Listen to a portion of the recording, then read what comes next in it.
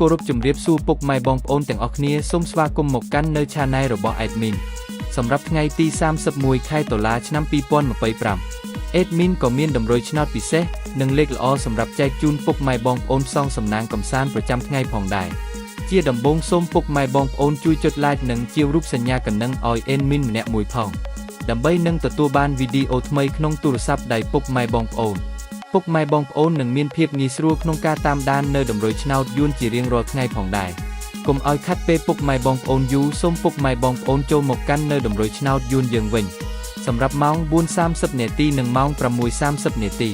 Admin មានតម្រុយឆ្នោតយួនល្អសម្រាប់ចែកជូនពុកម៉ែបងប្អូនយកទៅផ្សងសំណាងនៅថ្ងៃនេះសម្រាប់លេខតូចពីលេខគឺ Admin មានលេខ 01 08 75 759សម្រាប់លេខពិសេស3លេខវិញ Admin មានលេខធំ3លេខគឺលេខ180គុណ755គុណ972គុណ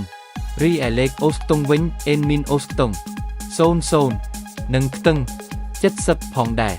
បើសិនពុកម៉ែបងប្អូនដែលស្រឡាញ់និងចូលចិត្តលេខរបស់ Admin ពុកម៉ែអាចយកទៅផ្សងសំណាងបាននៅថ្ងៃនេះសុទ្ធតែលេខល្អៗតម្រុយឆ្នោតយើងខ្ញុំបានមកដល់ទីបញ្ចប់ហើយសូមជូនពរឲ្យពុកម៉ែបងប្អូនទាំងអស់គ្នាហេងសំណាងល្អមានលាភមានជ័យនិងចូលរង្វាន់ធំបានបើកលុយទាំងគ្នាណាពុកម៉ែបងប្អូនជាចុងក្រោយសូមពុកម៉ែបងប្អូនជួយចុច Like និងជាវរូបសញ្ញាកណ្ដឹងឲ្យ Admin ម្នាក់មួយផងមកដើម្បីទទួលបានវីដេអូថ្មីសូមជួបគ្នានៅថ្ងៃស្អែកបន្តទៀតណាសូមអរគុណ